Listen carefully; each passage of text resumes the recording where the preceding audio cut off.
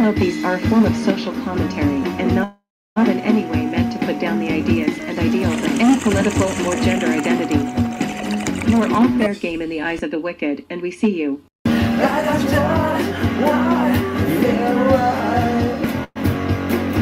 just feels like the world is like a ride at an amusement park, and when you choose to go on it, you think it's real, because that's how powerful our minds are. The ride goes up and down and round and round. It has thrills and chills, and it's very brightly colored, and it's very loud, and it's fun for a while. Some people have been on the ride for a long time, and they begin to question, is this real, or is this just a ride? And other people have remembered, and they come back to us, they say, hey, don't worry, don't be afraid, ever, because this is just a ride. Gentlemen, this is Democracy Manifest. Have a look at, see that chap over there? Take your hand off my penis! The Deputy Secretary, the Deputy Secretary, Deputy Secretary. This guy is fucking stupid!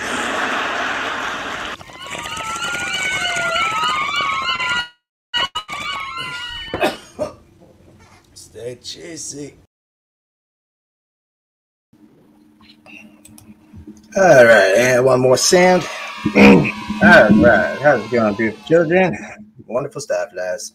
All right, today is the 8th of November. Took a day off yesterday, doing a lot of studying and,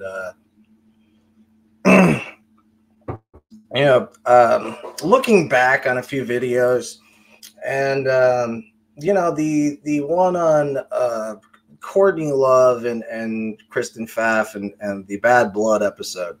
Remember, I always did want to re-update that video and make a Bad Blood 2 episode, but, I try to go and go off into other topics. I don't like to try to stick with one, and it's bad enough that, if I talk about movies, someone will want politics, and then when I talk politics, someone will want music, and then when I talk music, everybody wants politics again.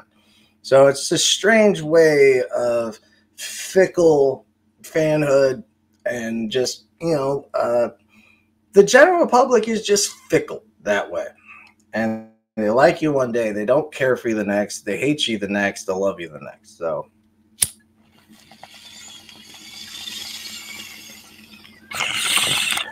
yeah, you're fucked if you do, you're fucked if you don't. So it really doesn't matter. So yesterday, as I was taking my day off to study, and yeah, I do a lot of studying from, everything from Dolomite to, life origin scientists or sciences. And then, then I get into like more of the biographies, like the fact that we don't have any movies on Pata Seca, who was one of the most, well-known slaves back in, of course, the 1800s. And during the 19th century, when the abolition of slave trade was abolished, a lot of different nations didn't want to lose their slavery. They knew they couldn't die anymore. So it still became now a hotter commodity. So what they started was breeding and forced breeding. It's rape. That's all it is. It's just forced rape. And so Pata Seca was a stud. They forced him as a stud. And what was amazing is that after all the owners he had to go through, he always still managed to try to run out. He always still managed to help out the runaway slaves. Now, it's not like Harriet Tubman was anywhere near Brazil at the time, so it's not like he could have just gone down and took the train. There's no underground railroad. And so Pata Seca would actually raise some of these kids if he had time. So they said he has over 100, up to 150 children. And the fact that we don't have one good story about him really shows where politics lie even today. And it's still in the same spot. And no matter what, a person's politics always comes into play. Politics are just a part of your personality. And this was proven again, or not really proven, but this was a great example of this was in Clerks when he said personal politics always come into play. And he makes that, he does that reference and story about a guy that worked for Gambino family, which is a mafia crime family. So knowing the risk involved, the guy didn't do a roofing job. He passed it on to somebody else who took the job. And the guy got killed before he could even finish off the shingling. The point that he made was that a person's personal politics will always come into play. So where do we get our politics from? Well, those usually are installed. Just as we take kids to church, kids also learn politics through their parents. And we're also going to get into a person called the Morbid Zoo, I think. And she does a really great job, and we're going to listen to her. But first, I really want to talk about the movie Run, Hide, and Fight. It is a total missed opportunity that could have been like a Die Hard meets Columbine kind of film. If you're going to make something like this, you're going to have to go all out and either be super sad or super fucking awesome. You can't go in the middle. And so the maker of this film had also made movies like Bone Tomahawk, which I think is like still in the 90 percentile on Rotten Tomatoes. So it's a very popular movie. This guy is capable of making good movies, but Run, Hide, Seek, Fight, whatever, that movie is just retarded because it's just we're trying to understand the aspect of a teenager here, and she's written like Martin Riggs or Mel Gibson or John Wick and shit like that, you know, like a Keanu Reeves, Bruce Willis character. So it just didn't add up. And so, again, when people's personal politics come into play and we have a whole Daily Wire, the Daily Wire not only helped fund this movie, but like they were screening it, making these really ridiculous big deals out of it, made a huge deal out of it, which it's just embarrassing to watch. And we're going to get to that in a second. But first, what the fuck is propaganda? Well, today, if you're in school, you will not learn what propaganda is. And that's fucking important. You should know how to think for yourself. Critical thinking and self-analyzing. It's crucial to understanding anything. You are only as good as you play devil's advocate. You know, that's how you know how to approach a subject. You play devil's advocate. Now, this is a film that they used to watch back in the 50s and the 60s. And it's about propaganda and how to actually locate it, how to identify it and dissect it, and how to approach it. Something that even today's college students don't seem to understand or even know the proper definition of the word. So if you look at the word propaganda, you'll see that they try to make it absolutely political and purely political. That is the primary source and point of propaganda, which is not true. It's not true. It's kind of like the occult. Everyone thinks the occult has to do with Satan, when no, it just means hidden or mysterious. And so this is a great way of showing people what is propaganda. And then we'll get into that further later. I think the election was a victory for good government. It might also be called a victory for propaganda. But that would have been equally true if our opponent had won.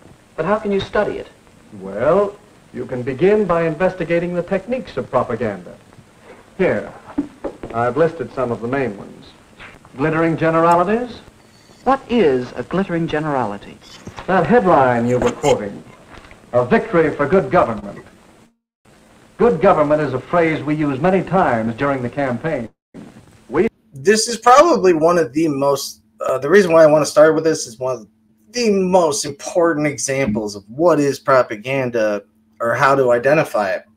The glittering generalities are so important to grasp and really focus on what he's saying, because we see this all the time. Now he's focusing on the terms like real American and good government, which, you know, these things are completely subjective and therefore not a science. So let's continue. For good government.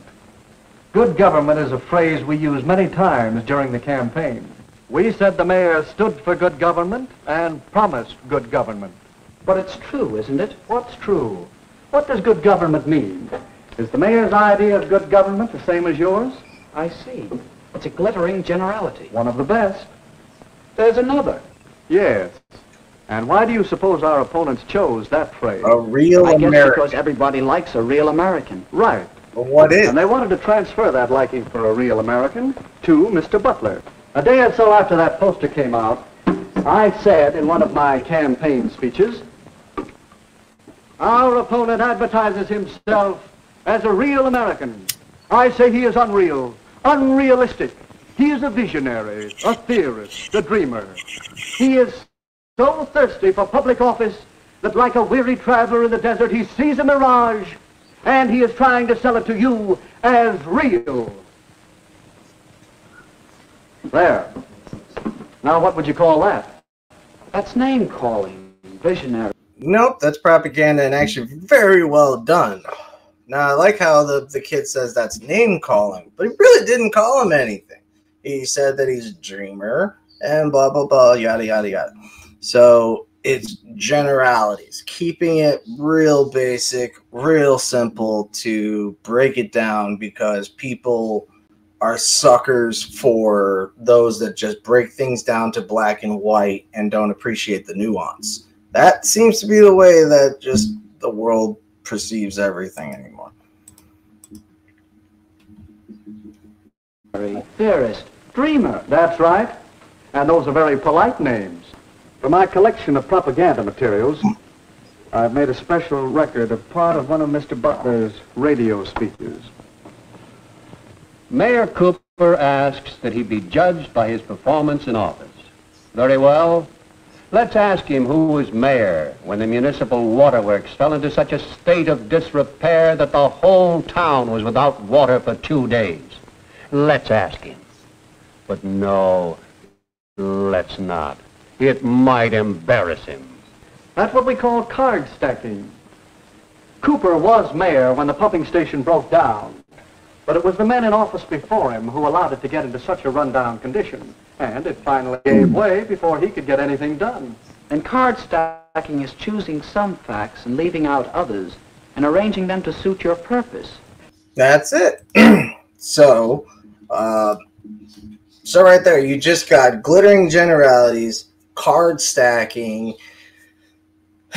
What's really pathetic is the fact that I'm showing you this shit on YouTube, because we don't show this to our own kids anymore. And, you know, of course, yeah, it's kind of cheesy. It's old, so it just has that cheesy value.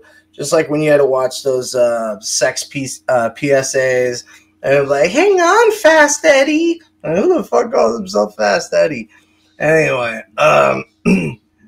this is what I'm talking about. A proper way of not only giving examples on what propaganda is, but just how to locate it, identify it, single it out, and dissect it. And it's extremely important for anyone to be a critical thinker or even a rational thinker. So now we move on to Run, Hide, Seek, Play, whatever the fuck this movie was called. Run, Hide, Fight, I think it was.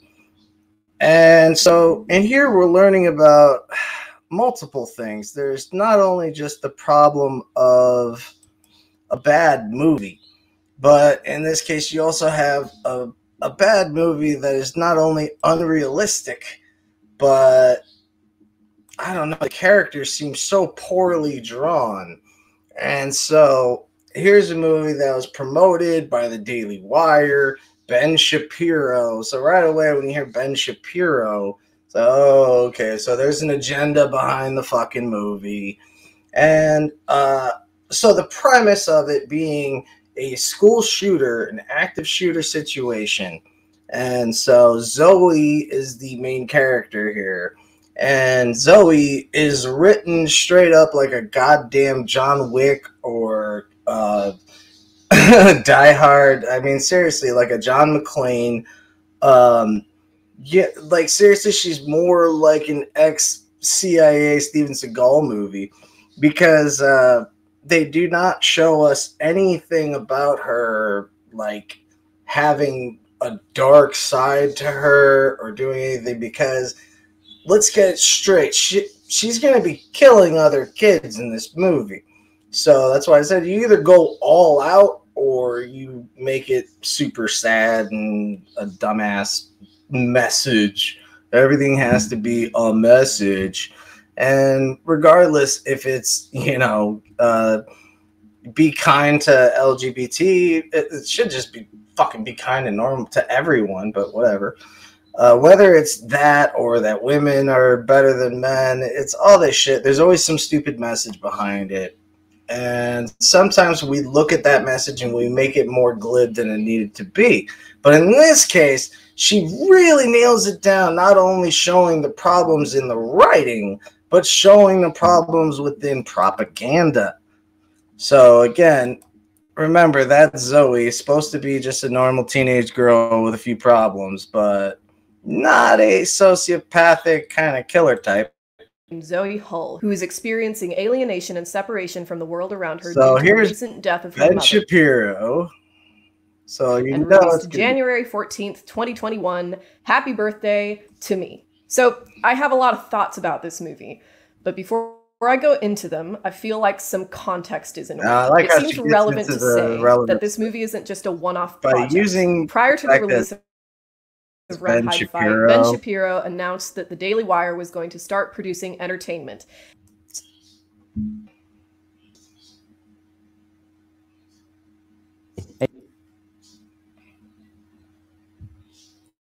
Oh, come on, just play. And it's not just that Hollywood is dominated by the left, it's that their content caters almost solely to the left. And if you check out the gap on Rotten Tomatoes between what the critics think and what the audience thinks, it's often quite wide, and usually where the movies are most political.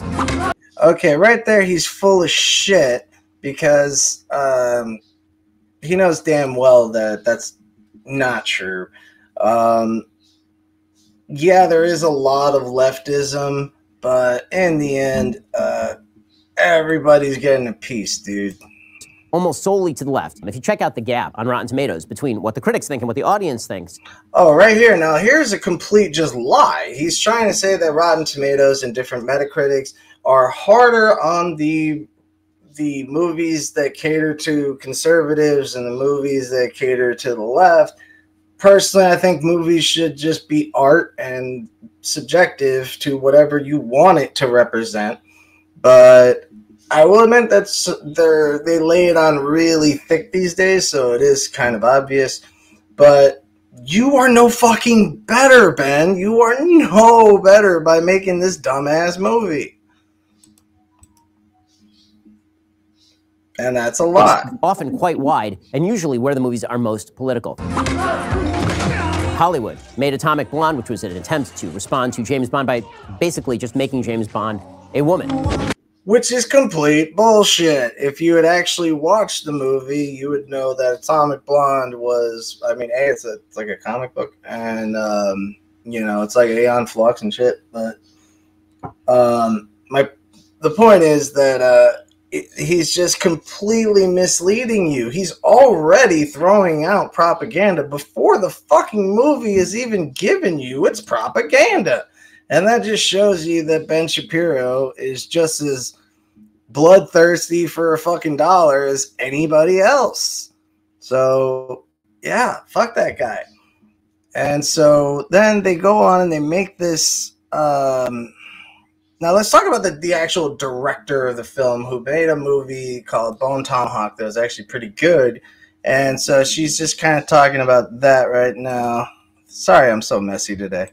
91% critics rating on Rotten Tomatoes, quite a bit higher than its audience rating of 74%. Like, Dallas Sonye kind of owes his production company to the specifically underground success of that movie and the ones that followed, which in my opinion get progressively meaner and more political as they go. But dadgum if that man can't get a tomato meter score lower than 70%. Dallas Sonye is a person who is very knowledgeable about how the film industry works. Certainly knowledgeable enough to understand that a lot of his success is due to movie critics making an effort to point out good art that occurs outside the studio system.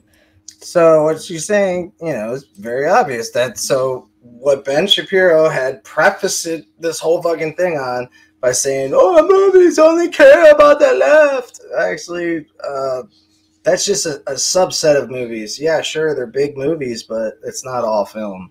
And the problem really just lies in lazy writing. And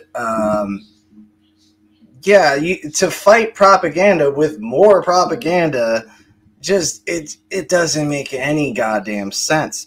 So she explains how this creator of the film was a big Hollywood guy. He understands that, politics do not take a part in art, because he made this movie Bone Tomahawk, which was a Western / horror film. Now, I'm already interested. I got to go check out this movie. But apparently it was so fucking good that it's got 91%. We saw the Metacritic score and all that. And what's it called?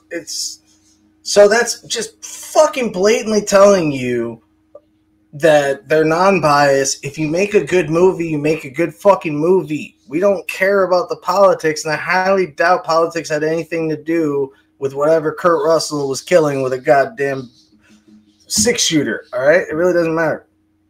So here he's going to say that he's being constantly attacked, and this is where that right-wing MAGA cult victim culture comes into play.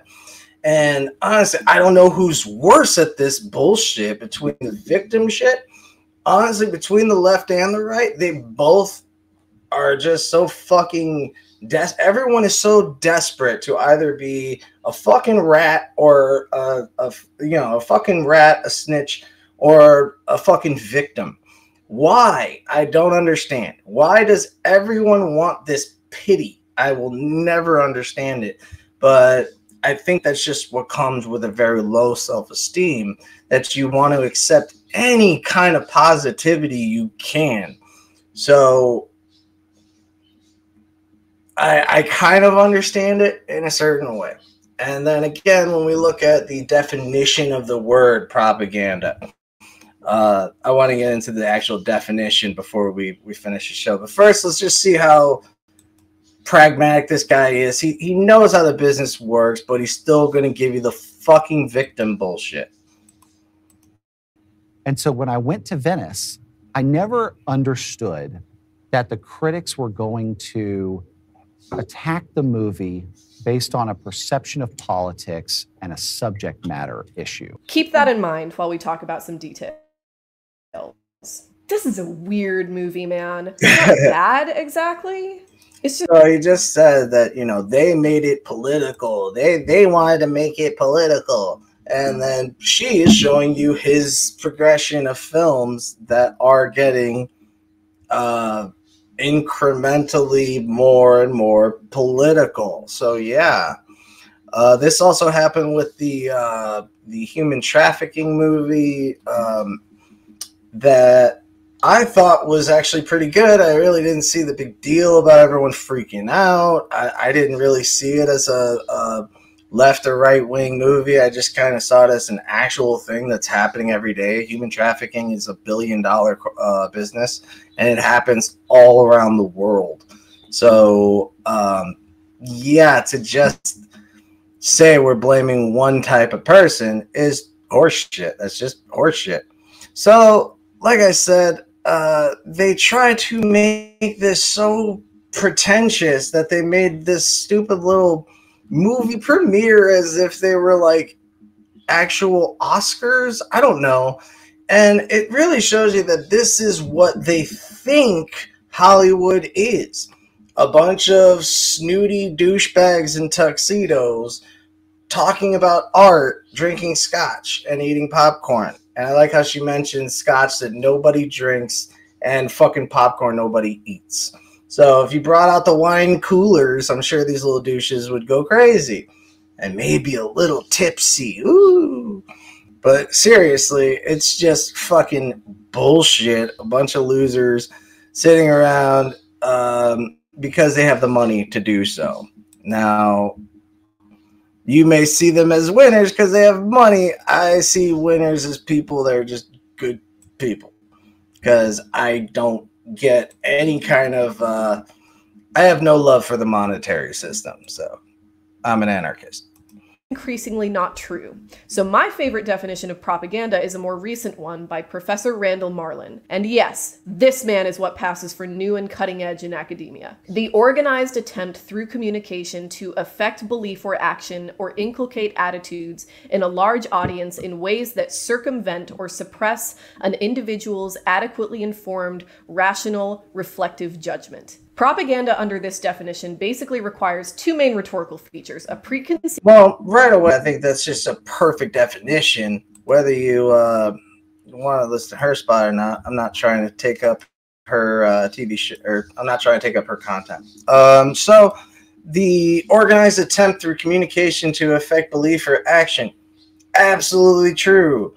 To inculcate attitudes in large audiences in ways that circumvent or suppress an individual's adequately informed, rational, reflective judgment. Meaning, all the shit that you know because you've seen it, we are going to tell you it's not there and you're going to believe it. All right? That is what propaganda is. It's not right-wing, it's not left-wing, it's getting someone to subvert their expectations and then literally 180 and follow your point of view regardless of their own fucking life experiences and their own reflective judgment. See, that makes perfect sense. So if we actually Google the definition, it immediately goes into politics. So I Googled it, and right away it uses it in a political term because that's how you're mostly going to hear it. But the truth is propaganda works in all forms, whether you're a fucking spy, whether you're a politician, or whether you're a fucking guru or a fucking just a liar. You know, if you're just trying to make a buck, propaganda is your way to go. And especially if you have a product that is worth nothing. Like there's a certain fat orange guy that's going through that right now. So then here comes the final part that I want to talk about. The fact that they did not write this girl down as a believable teenager. Instead, we have a girl that is straight up written like John Wick. And it doesn't add up when you see it, because it makes it that much more unbelievable, you know, let alone the sounds are bad. Then you have this kid going over there running around being shot in the leg, and just like she's just limping like she stubbed a toe. But again, it's not the unrealistic factors that make the movie bad. It's the fact that this is blatant propaganda and you could have had an awesome movie. And if you look at movies like Nobody, this guy that's making the John Wick movies, he's made John Wick, all 5, 6 chapters. I think we're at 5. Anyway, besides that, you have the movie Nobody, and then that new recent one where Santa Claus is a goddamn assassin. These are awesome movies because you can suspend your disbelief the moment you're walking into an action film. You get to just suspend your disbelief because you know that a lot of it's going to be unrealistic. But when you have a movie that's supposed to be taken seriously, then we're going to be looking for realistic shit. And when you have a girl use a fucking door to block a bullet, now you're just pissing us off. You know, like how do you fuck this up? You have a school shooter. You have a girl that's supposed to be like into hunting or something. Like, I would have made it where she's like super into hunting and she's got like a little bit of a problem where she's killing animals and not necessarily hunting them. And then, you know, he puts his daughter in school. She's getting in trouble, but, you know, she's finally on the right path and she's, you know, making friends. And then you have the school shooting aspect. You have the father sniping dudes on the inside, planting shit on the inside so that way she can get weapons from him because he saw it on the news. So he runs to the school. And, you know, this is how I pictured it. And honestly, I think it's better because you have the father sniping down some of the kids, you know, the bad guys. And then, you know, we'll make the bad guys, you know, 19. They're former students. So that way they're old enough to kill where we won't feel bad about it. And then you make it where the girl is a hot shot. She's a fucking great fucking shot. She's just never been able to apply it. But because her mother's dead, she has all this repressed anger. And so in the worst state of her life, she realizes this is the time for me to exert all that anger. And then the bad guys end up finding the very weapons that the dad had planted in and using it against the innocent kids. Now you have more goddamn suspense. So now the father really has to nail these kids. So we get to a climactic point where he is ready. He's got a clean shot. And just as he's about to take it, his daughter runs in to kill them, killing them first. But as he shot it, so she gets killed, and all of them are dead. And it's just the dad left to realize what the fuck just happened. That's how you end a movie. That's how you fucking do it. And that's how you fucking get rid of propaganda and just work on making a good goddamn movie. All right? That's all I got. Love you guys. See you on the other side. Stay cheesy. All the fun things that I normally say. Yeah, have a good one. Stay cheesy and live forever or not, whatever you want. Please note these are full social commentary and not in any way meant to put down the ideas and ideals of any political or gender identity. You are all fair game in the eyes of the wicked, and we see you.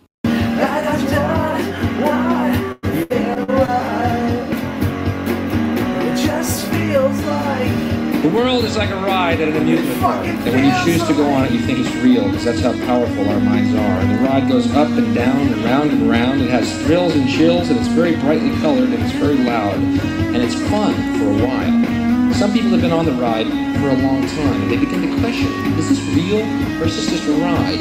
And other people have remembered, and they come back to us, they say, hey, don't worry, don't be afraid, ever, because this is just a ride. Gentlemen, this is Democracy Manifest. Have a look at, see that chap over there? He'll take your hand off my penis! The Deputy Secretary, the Deputy Secretary, Deputy Secretary. This guy is fucking stupid!